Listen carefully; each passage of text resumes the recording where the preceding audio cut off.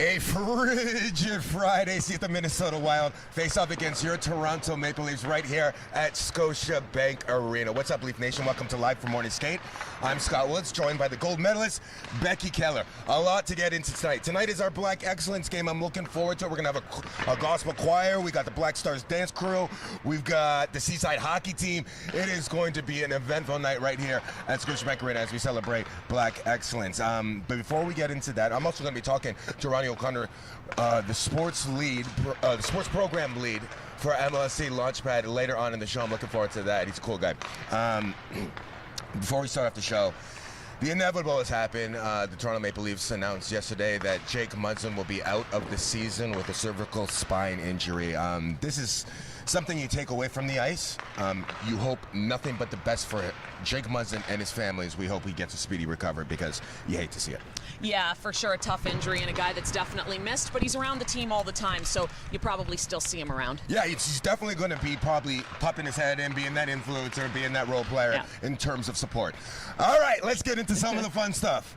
What a game on Tuesday night. Welcome to the city, Ryan O'Reilly, and I think he likes it here. Unbelievable performance for Ryan O'Reilly, scoring that hat trick, of course, in Buffalo. Buffalo needed to win that game, and they were shell-shocked. That game was over in the first 10 minutes, and you love to see it because all the goals were pretty. Everybody was playing their part, and wow, what a performance by the new guy. Oh, it was an unbelievable period, and I really don't think Buffalo knew what hit them. And the Maple Leafs came out flying, and specifically that line, Tavares, Marner, and O'Reilly. Team Ontario. Exactly. Gotta love it. Ontario people loving it. But, yeah, I mean, they had 3 goals before the Sabres had a shot on goal. So, I mean, this is what you want to see from this team. Come out and make a statement early. Yeah. Speaking of number 1-6, he's looking like he did back in London. I mean, when he was just dancing around people. The game has slowed down for him so much. He is dancing around NHL players, and I cannot believe what I'm seeing from the most confident Mitch Marner and probably the most confident Toronto Maple Leafs that we have on the team right now.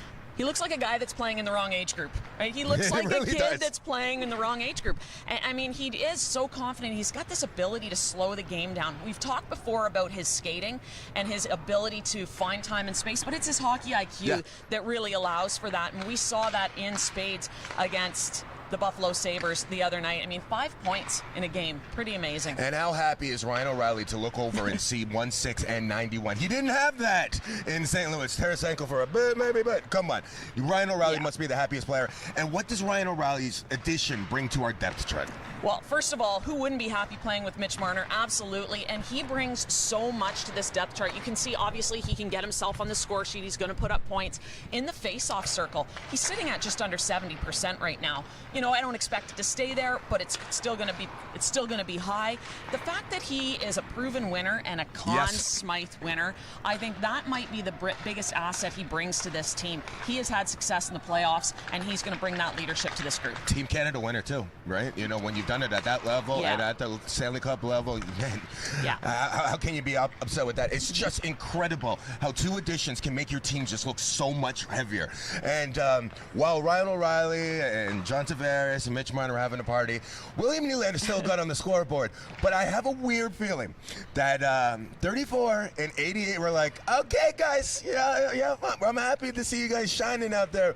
But I think tonight they're going to try to get their flowers. Yeah, they don't live in too many people's shadows for very long. So you got Austin Matthews, who didn't get a point in that game. You got to think he's going to come out on fire. It is weird. In a game like that, 6 goals scored. You know, he had a lot of puck touches. He's still looking good. He's still Austin Matthews, but you got to think he's going to have a big one here tonight. I guarantee he scores in the first period tonight. That is my Scott guaranteed. It's time for our Scott prop picks. I believe we got something. Yeah, look at that. Look at that. Scott's I don't think that's one of them, but we can add that next time. FanDuel. Yeah, it's not one of them, but I'm definitely saying that Austin Matthews is going to score tonight. All right, let's check him out. High scoring period. What are you thinking? Well, I know they had a great first period against Buffalo, but I'm going back to the second period. This has statistically been their period all year. I think that they're going to open things up in the second. A couple days off. Everybody in the Toronto media talking so highly about them. Friday night, the second half of a back-to-back from Minnesota. I guarantee that there's going to be some goals in the first period. I'm looking for that. Will it be overtime? Absolutely not. Dude, are you kidding me? They're going to put their foot to the neck and absolutely end it with them. So let's talk a little bit about Minnesota. The Minnesota Wild Wild are kind of one of those teams that are, you know, kind of flirting in that playoff position. They keep going back and forth to the wild card or to the third spot. When you talk about Minnesota, of course, you got to talk about Kirill. Yeah. And Matt Zuccarello. Yeah. Those guys are the two people you got to keep your eyes on. Oh, those are the two guys for sure. And the last two times these teams met, November 25th, those guys each had a goal and an assist. They are dangerous. They play together. They're dangerous on the power play as well, and their power play has been good this season. So you definitely want to keep an eye on them when they're on the ice. Absolutely, I look forward to it. They call themselves the hockey capital of North America over there. This is the hockey capital of the world right here. It should be a fun one tonight. Everybody loves hockey in Minnesota. Everybody loves hockey in Toronto. It should be a fun one. Becky, thank you. When I come back, we are going to have Ronnie O'Connor, the sports program lead for MLSE Launchpad. I look forward to talking to it. Thanks, Becky. Thank you.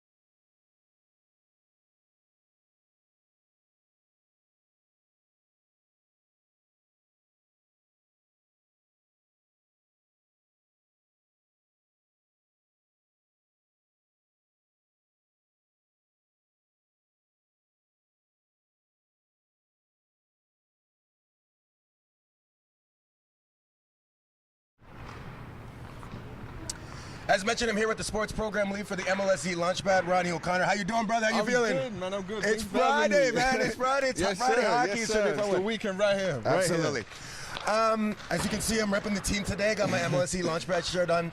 I love Launchpad. For everybody at home, tell us a little bit about what Launchpad means to you. Oh man, so the Launchpad is a huge facility downtown, state-of-the-art of sports equipment, and literally is free programming for youth from the ages of 5 to 29. And it's such a great space to be in. The moment that I stepped in the space, I could feel the love, the sense of community, and just the energy really. So yeah, if you want free programming, sports equipment, stuff like that, head down to the Launchpad. It's really one of the coolest spaces in all of Toronto. You guys got to definitely check it out if you haven't been there yet.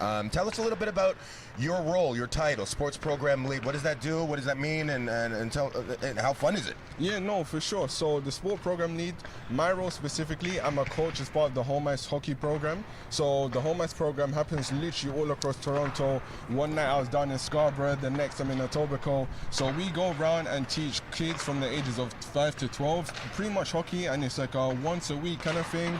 Nothing too stressful, just go out, have a bunch of fun, run a couple drills, have a great time. And it is all about fun and also all about being active and staying engaged. I get to talk to some of the boys from the team, and Morgan Riley specifically loves going there. Yeah. What's it like when the Toronto Maple Leafs and the Toronto Raptors come down to the MLSE Launchpad? It seems like that's a good vibe. That's a lot of energy. Yeah, no, it's such a crazy environment. And imagine you look up to these guys, you watch them every Saturday night, and you literally see Morgan Riley right in front of your face. How would you react? Crazy. It would be literally insane. If you're 6 years old, that's like, whoa, that's my hero. Right? Yeah. So we're looking to change the game. What are some of the positive changes that you've seen in hockey since your time here? Oh man, the sheer diversity and the breadth of inclusion that's come into the game. You know, we've had guys like Mike Greer become the first black GM in the game in the NHL, and that's a huge moment for, you know, just pushing the culture forward. And in the city here last month, we had the Carnegie Initiative Summit, and you know, just that breadth of knowledge, professionals in the game that want to push the culture forward, bring people in. It's just amazing to see. Have you been able to meet Bernice Carnegie before? Yeah, I have. She's kind of like the coolest grandma.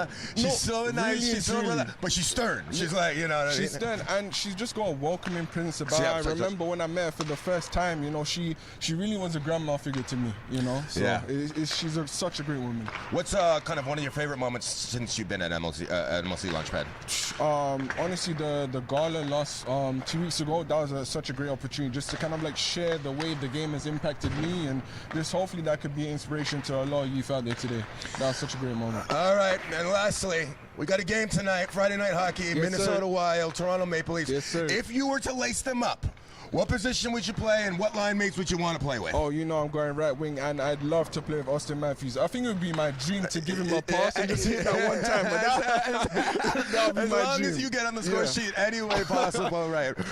Ronnie, this has been a fun time. We appreciate all the work that you're doing at MLC Launchpad, and of course, I really want you guys to check out MLC Launchpad because it is a really cool spot, and I'm proud to be a part of it, and I'm proud to be associated with it.